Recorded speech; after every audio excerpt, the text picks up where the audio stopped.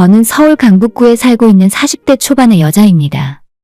얼마 전까지만 해도 저와 시어머니의 사이는 아주 좋은 편이었어요. 가끔 같이 장을 보러 시장에 나가면 친부녀 사이가 아니냐고 오해를 받을 정도로 어머님이 제게 마치 딸처럼 편하게 대하셨습니다. 저도 어머님을 편하게 생각했고 내 인생에 고부 갈등은 없을 줄로만 알았어요.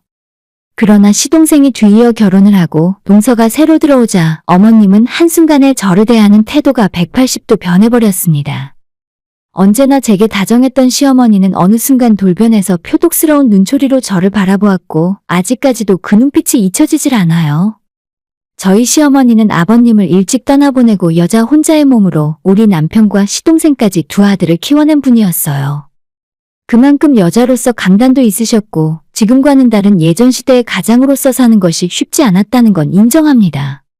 그나마 하나 다행이라면 아버님이 떠나시고 집을 한 채 남겨주셔서 시댁 식구들이 집이 없어 방황하거나 길바닥에 나앉을 걱정은 하지 않았다는 점이에요. 어머님이 생활비만 벌더라도 그럭저럭 먹고 사는데 문제는 없었으니 그나마 불행 중 다행이었다고 생각합니다. 어머님이 혼자 두 아이들 키우며 힘들게 사시느라 고생을 하도 해서 그런지 제가 시집와서 남편과 맞벌이를 하고 아이까지 키우며 사는 모습을 보면 항상 마음 아파하시고 안쓰러워하셨습니다. 너는 그냥 일 그만두고 집에서 살림만 하지 그러냐? 아니면 애라도 나한테 맡겨. 나가서 돈 버느라 고생이고 집에 와서 애 보느라 또 고생이고 너만 보면 내가 너무 안쓰러워서 마음이 안 좋아. 남편 혼자 버는 돈으로 생활이 불가능한 건 아니지만 제가 집에서 살림만 하기에는 아이 키울 때 들어가는 돈이나 우리 노후가 걱정이 되잖아요. 아이 낳고 1년 육아휴직했을 때를 제외하고는 쉬어본 적이 없습니다. 돈이라는 건 원래 벌어도 모자란 법이더라고요. 어차피 제가 쉬지 못하는 상황인 건 알고 있었지만 어머님이 말씀이라도 저렇게 해주시니 그 마음이 느껴지는 것 같아서 너무 감사했습니다. 너처럼 착한 며느리가 우리 집에 들어온 게 너무 복받은 것 같아. 항상 어머님과 저는 이런 식으로 서로 덕담을 주고받는 사이였고 이런 식의 관계가 영원히 계속 이어질 거라고 생각했습니다. 딱히 제가 실수를 할 일도 없고 어머님이 제게 기분 나쁘게 할 일도 없으니 싸울 일도 없었거든요. 하지만 사람이 변하는 데에는 이유가 없고 예고조차 없더라고요. 저보고 매일 최고의 며느리, 굴러들어온 복덩이라고 말씀하시던 어머님이 한순간에 갑자기 변하게 된 건 시동생이 장가를 가겠다며 우리 집에 동서를 데리고 왔던 바로 그때부터였습니다. 처음 식구들과 인사를 하는 자리였는데도 어머님에게 잘 보이기 위해서 백화점 쇼핑백에 선물을 사서 가져왔더라고요. 간단한 스카프 같은 물건이었는데 그리 대단한 건 아니었지만 어머님 눈에는 예쁨 받으려고 노력하는 모습이 좋게 보였나 봐요. 게다가 동서는 인서울의 좋은 대학을 나와서 현재 방송국에서 일을 하고 있다는 말에 어머님 입이 실시간으로 귀에 걸리는 게 보였습니다. 아마 그때부터였을 거예요. 어머님께서는 동서를 예뻐하시고 대놓고 저를 무시하기 시작하셨죠. 저는 동서처럼 대단한 대학을 나오지도 않았고 남들이 다 알아주는 좋은 직장을 다니는 것도 아니었거든요. 게다가 여자가 봐도 귀여운 외모에 애교 있는 목소리가 시동생은 물론이고 어머님의 마음까지 사르르 녹여버렸습니다. 어머님, 앞으로 잘 부탁드려요.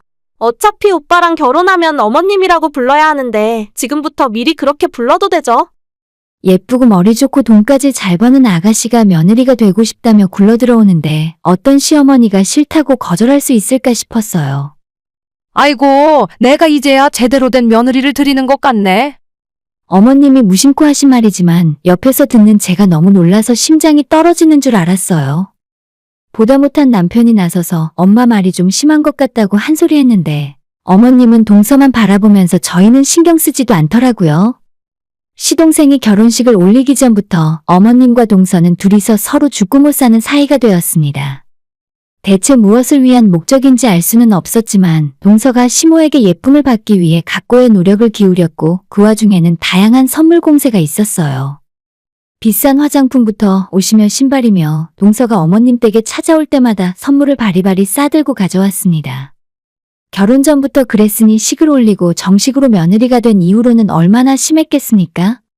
시어머니의 두 며느리 차별은 그때부터 본격적으로 시작되었어요. 제가 딱히 잘못한 건 없어도 동서가 워낙 어머님에게 착 달라붙어서 살갑게 굴어대니 점점 제자리가 없어졌죠. 어머님이 생각할 때 저는 능력 없고 못난 며느리였고 동서는 딸이었으면 좋겠다고 말씀하실 정도로 세상에 둘도 없이 예쁜 며느리였습니다. 저한테 먼저 연락하는 일도 사라졌고 무슨 일이건 항상 동서를 불러내서 둘만 붙어 다니며 어울리더라고요. 처음엔 서운한 마음이 컸지만 한편으로는 제 입장에서 시어머니랑 잘 지내고 자주 같이 다니는 것이 무슨 이득이 있나 싶은 마음도 들었습니다. 지금까지는 어머님이 제게 잘해주셨고 저도 그런 어머님이 좋았으니까 같이 장 보러 다니고 백화점도 다니면서 시간을 보냈던 건데 굳이 일부러 그럴 이유는 없잖아요. 동서가 자진해서 어머님을 전담마크 해준다면 제가 신경 쓸 필요 없겠다 싶었죠. 실제로 두 사람이 붙어 다니는 동안 저는 제 나름대로 남편이랑 잘 지내고 있었습니다. 그런데 얼마 전 어머님이 동서랑 같이 셋이서 아울렛을 가자며 저를 부르시더라고요. 토요일에 시간 있지? 둘째랑 아울렛 가기로 했는데 별일 없으면 너도 같이 가자. 모처럼 나가서 바람도 쐬고 우리 집안 세 여자끼리 뭉치는 날도 있어야지. 최근 들어 저를 부르는 일이 없었는데 웬일인가 싶었어요. 조금 어색하긴 했지만 다시 예전처럼 잘 지내보자는 의미로 받아들이고 내심 기쁜 마음으로 달려갔습니다. 하지만 아울렛에 도착한 지 1시간도 지나지 않아서 완전히 속았다는 걸 알게 되었어요. 동서가 어머님 옷을 사드리겠다고 만든 자리였는데 물건을 사는 족족 쇼핑백을 저한테 넘겨주시더라고요. 넓은 아울렛을 걸어다니면서 대신 짐을 들어줄 짐꾼이 필요했을 뿐이었어요. 그것도 모르고 같이 쇼핑하러 가자는 줄 알고 저는 신용카드까지 하나 챙겨들고 바보처럼 달려갔었던 거죠. 얘 이것도 좀 들어라. 그리고 빨리빨리 따라와. 아까부터 계속 너만 뒤로 처지잖니. 어머님이 옷을 고르면 동서가 계산을 하고 그 쇼핑백은 자연스럽게 제게 넘어왔습니다. 전부 옷이었기 때문에 그렇게 무거운 건 아니었지만 두 사람이 빈손으로 앞서 나가면 제가 무술이라도 된 것처럼 양손에 바리바리 짐을 들고 졸졸 따라가는 모양새였죠. 쇼핑백을 5개 정도 혼자 들고 있으니 자존심이 너무 상했고 모멸감과 수치심까지 들었습니다. 어머 형님, 너무 무거우시면 제가 좀 들까요? 저한테 하나 주세요. 아니, 나이로 보나 집안에서 위치로 보나 애초에 짐을 동서가 들던지 최소한 저와 반씩 나눠 들어야 하잖아요? 어머님이 하란다고 지금까지 신경도 안 쓰다가 뒤늦게 걱정해주는 척 하는 것이 너무 얄밉게 보였습니다. 됐다 됐어. 걔는 신경 안 써도 돼. 원래 옛날부터 나랑 장 보러 다니면 짐 들고 따라오던 애야. 그나저나 둘째 너도 뭐 하나 골라봐. 내가 사줄게. 나도 염치가 있지. 너한테 받기만 할 수는 없잖니. 생글생글 웃으며 제 속을 긁는 동서도 얄밉고 아예 대놓고 저를 사람 취급도 하지 않는 시어머니한테는 더 크게 화가 났어요. 2시간 정도 그렇게 따라다니다가 이건 도저히 아니다 싶어서 나 먼저 차에 가서 기다리겠다 하고 혼자 주차장으로 와버렸습니다. 내 차로 여기까지 운전하고 왔는데 해도 정말 너무한다 싶었습니다. 제가 기다리고 있는데도 아랑곳하지 않고 그 이후로도 시모와 동서는 1시간 넘게 쇼핑을 계속하다가 천천히 차로 돌아왔습니다. 집으로 다시 올라오는 고속도로 안에서 속이 부글부글 끓어올랐지만 차 안에서는 아무 내색하지 않으려고 노력했어요. 대신 이대로 그냥 넘어갈 수는 없고 어머님이랑 뭐가 잘못된 건지 서로 간에 오해가 있으면 대화를 통해 풀어야겠다 생각했습니다. 이때까지만 해도 제가 사태 파악을 제대로 못하고 있었나 봐요. 아무튼 그날 저녁 집에 돌아와서 생각을 정리하고 어머님께 전화를 직접 걸었어요. 동서가 우리 집에 들어온 뒤로 갑자기 사이가 멀어지고 그간 제가 섭섭하게 생각했던 부분을 전부 솔직하게 말씀을 드렸습니다. 예전에 잘 지내던 시어머니의 모습을 생각하며 제가 진심을 이야기하면 어머님도 잘 들어주시고 관계를 다시 회복할 수 있을 거라고 생각했죠. 하지만 어머님의 반응은 제 예상과는 완전히 정반대였습니다. 섭섭해? 너가 섭섭할 게 뭐가 있어? 그런 소리를 들으니까 오히려 내가 너한테 섭섭하다. 너가 애들도 아니고 나이 어린 둘째한테 질투나 하고 창피하지도 않니? 이제 새로 우리 집에 들어와서 적응하고 있는 네 동서를 도와주지는 못할 망정 그거 조금 내가 신경 써주는 걸 못 참아서 이러는 거야? 어머님이 이렇게 말씀을 하시니까 저도 못 참고 서운함이 폭발해버렸어요. 내가 어머님한테 얼마나 잘해드렸는데 이제 와서 나한테 이럴 수가 있냐고 지금 제가 생각해도 너무 추잡스럽게 매달렸어요. 그냥 자기들끼리 어쩌던지 말던지 신경을 안 쓰면 그만인데 그깟 시어머니 관심 좀 더 받는 게 뭐가 그렇게 중요했을까 싶긴 합니다. 저를 미워하시는 이유라도 알려달라고 했더니 어머님이 하신 말이 또 한 번의 충격이었어요. 야, 나는 솔직히 말해서 너가 우리 집안의 복덩이인 줄 알았어. 근데 둘째 오니까 알겠더라. 너는 지금까지 대기업 다니는 우리 아들이 버는 돈으로 호의호식하며 살았잖아. 둘째는 좋은 회사 다니고 오히려 자기 남편보다도 더 능력이 있는데 그런 며느리 하나 더 있었으면 아마도 우리 집안을 일으켰을 거다. 양심이 있으면 너도 둘째한테 질투 같은 거 하면 안 돼. 어머님이 제가 이름도 없는 변변치 못한 회사를 다닌다고 동서와 비교를 하면서 대놓고 무시를 하셨어요. 더 이상 이야기할 필요도 없다 생각했고 밀려드는 배신감에 치를 떨며 전화를 끊었습니다. 그리고 남편에게 어머님과 했던 전화통화 내용을 전부 털어놓고 이야기했어요. 남편은 오히려 저보다도 더 분개하면서 자기 엄마가 그러면 안 된다며 화를 내더라고요. 그냥 그러지 말고 이제는 전부 말씀드리자. 당신이 지금까지 엄마한테 얼마나 잘했는데 그동안 우리가 어떻게 했는데 무시당하고 살아. 저희는 결혼하고 지금까지 시어머니에게 매달 100만 원씩 생활비를 보내드리고 있었습니다.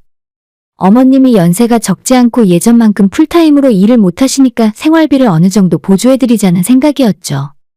매번 입금해드릴 때 남편의 이름으로 보내드렸기 때문에 어머님은 그 돈이 남편 주머니에서 나온 거라고 생각하지만 결혼하고 사는데 네 돈 내 돈이 따로 있나요?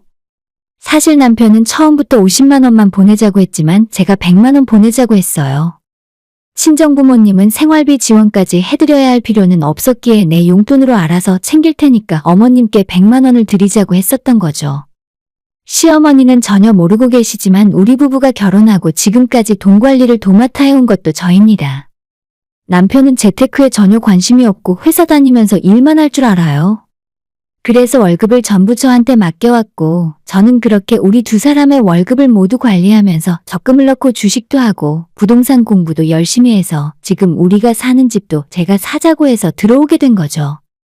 남편은 항상 제가 아니었다면 우리가 아직도 신혼 때처럼 전세 살고 있을 거라고 말을 하는데 남편이 돈을 저보다 잘 벌어오는 건 맞지만 그 벌어온 돈을 아끼고 모아서 재테크로 지금까지 2배 이상 불린 건 제가 한 일이 맞아요. 하지만 어머님이 생각하기에는 자기 아들이 능력 있고 저는 그런 아들에게 빌붙어 사는 기생충쯤으로 보였나 보죠. 저는 성격이 동서와는 조금 달랐기 때문에 이런 거 하나하나 티를 내면서 내가 용돈 드리는 거라 생색내는 스타일이 아니었어요. 그랬기 때문에 항상 어머님께 용돈을 드리거나 선물을 챙겨드릴 때도 남편을 앞세웠지 제가 나서고 설친 적이 없었습니다. 누가 하는지가 뭐가 그렇게 중요한 건가 생각했지만 지금의 어머님의 태도를 보니 티를 좀 낼 걸 그랬나 싶더라고요. 남편이 자기가 나서서 어머님한테 말을 하겠다고 하는데 제가 그냥 하지 말라 했습니다. 이제 와서 어머님 용돈을 사실 내가 드리자고 한 거고 우리 부부 재산 관리하며 늘려온 것도 제 덕이라고 말을 하는 것이 너무 제가 없어 보이게 느껴졌어요. 그저 어머님은 대기업 다니는 둘째 며느리가 좋다고 하시니까 나는 앞으로 어머님 일에 신경 쓰지 말아야겠다 생각하고 있었는데 며칠 전에 시댁 식구들 모임에서 동서가 제 뒷담화를 하는 걸 우연히 듣게 되었어요. 그날이 시어머니 생신이었고 동서가 예약해놓은 한정식집에서 다 같이 모였습니다. 저희 부부가 조금 늦게 도착했는데 식당 앞에서 담배를 피우고 있던 시동생을 만나서 남편도 같이 한 대 피우고 천천히 들어오겠다 하더라고요. 날이 좀 쌀쌀했기 때문에 저 먼저 식당에 들어갔고 직원이 미리 예약한 룸을 알려줘서 찾아갔습니다. 그런데 방문 앞까지 갔더니 안에서 두 사람의 말소리가 들리더군요. 어머님, 생신 선물로 저번에 예뻐서 갖고 싶다 하시던 지갑 준비했어요. 미리 드릴게요. 지금 한번 풀러보세요. 그래? 너가 진짜 센스가 남다르다니까?